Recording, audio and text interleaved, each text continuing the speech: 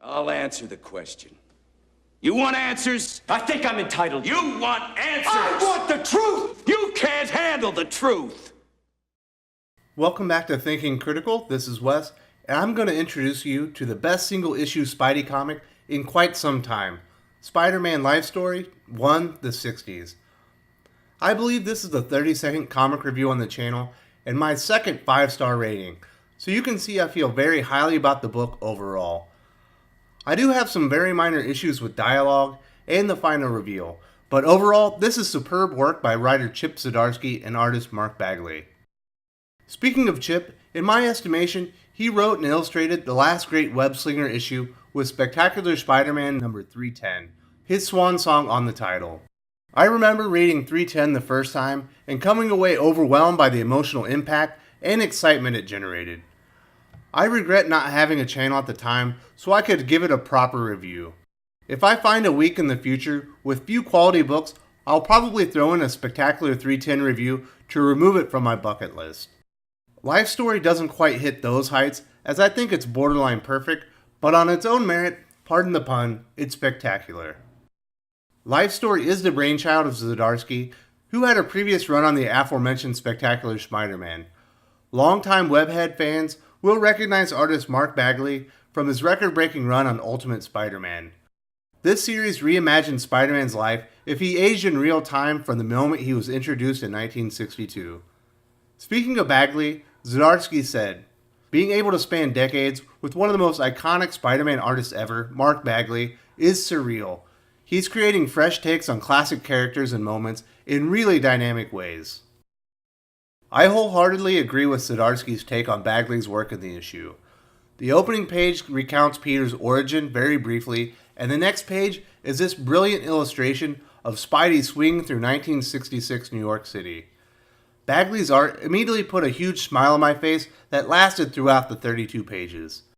The book has the look and feel of the early days of Steve Ditko and John Romita, with modern tweaks. There are wonderful details in the backgrounds and advertisements that bring the 1960s setting to life and immerse the reader in the story.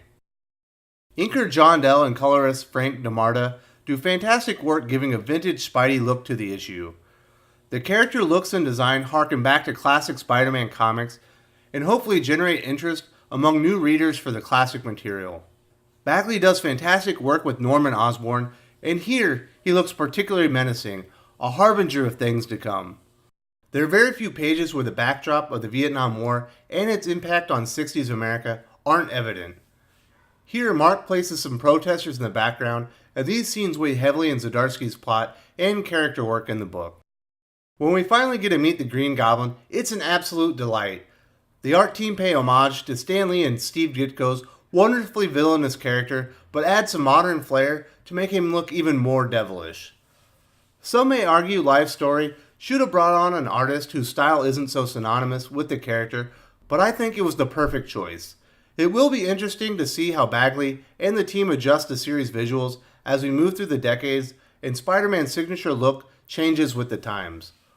Overall, I found the art on Life Story inspired and give it a perfect 5 out of 5.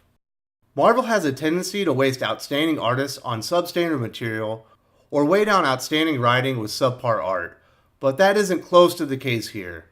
Chip Zdarsky might not reach the pinnacle of Spectacular Spider-Man 310 here, but he definitely brings his A game.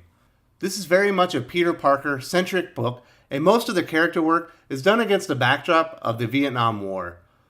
News reports are swirling that Captain America is going to join Iron Man in Vietnam. This causes Peter to reflect on why, after all Cap has sacrificed, he isn't willing to do the same.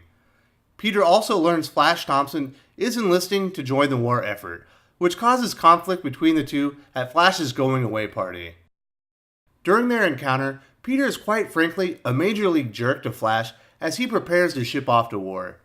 Eventually, Peter apologizes and the two make up before it's too late.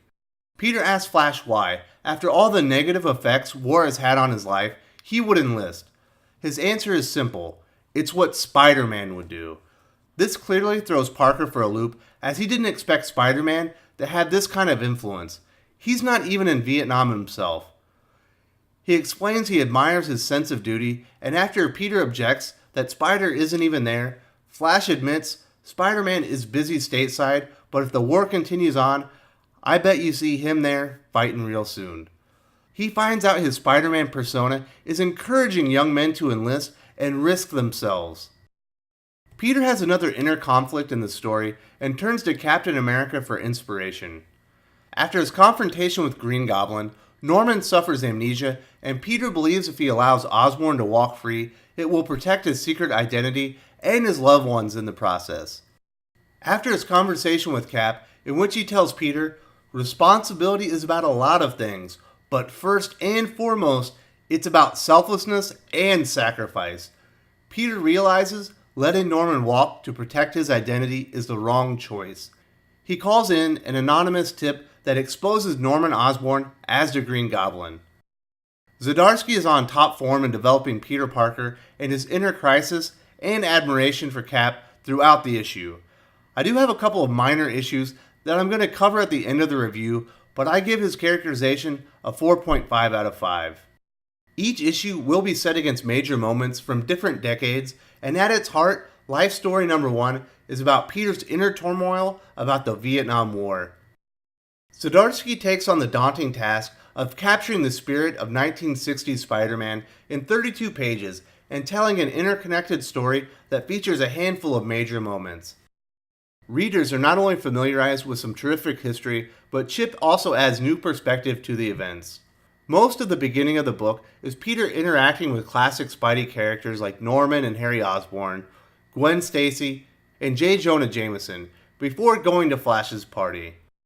During the party, Norman Osborn reveals he knows his identity and has rigged the bar with explosives.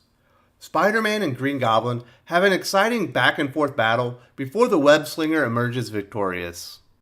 After ensuring his identity and Aunt May are safe, Parker assists Cap during a confrontation with some thugs. Spider-Man catches up to Cap on a rooftop and they discuss the ongoing war in Vietnam. It's here we get a real sense that while Life Story is telling Peter's saga as if he aged normally within the book, it's also an alternate take and timeline. Cap is conflicted after fighting a world war and spending 2 decades on ice. He's facing the prospects of fighting a new one, and he's unsure about its validity.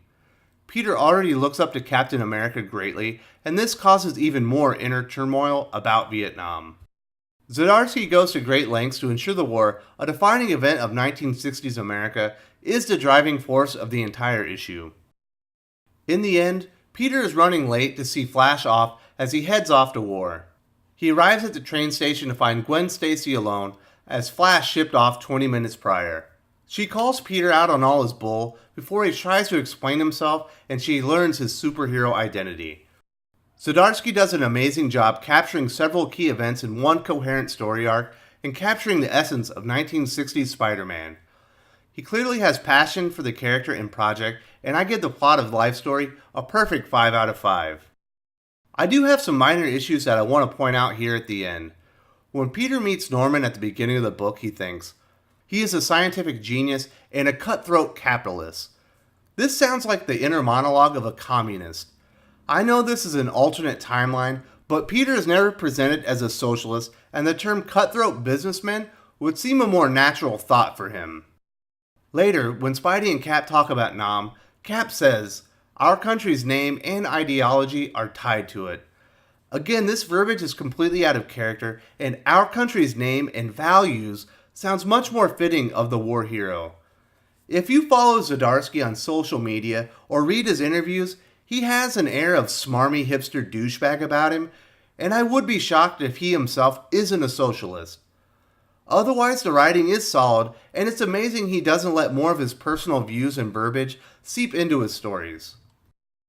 The last 2 pages of the book are an epilogue.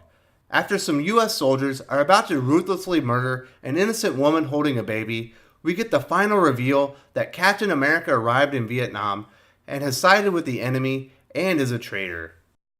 I can see how this could really piss some people off, but I'm personally keeping an open mind about it. This is an alternate timeline, and this sets up a major conflict between Iron Man, who is fighting for America, and Cap. This should also make Peter make a choice when he arrives in Vietnam.